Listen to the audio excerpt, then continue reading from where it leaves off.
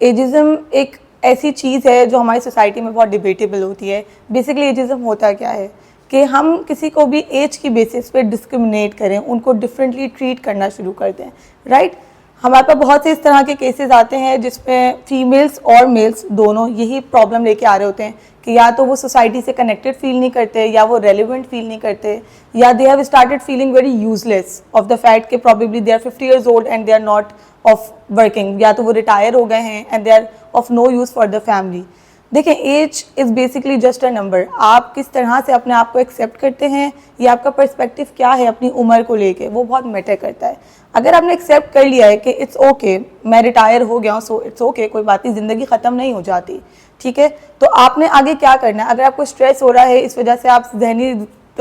दबाव में आ गए हैं कि मैं एक सर्टेन एज ब्रैकेट में आ गया हूँ, तो आप लोग कुछ,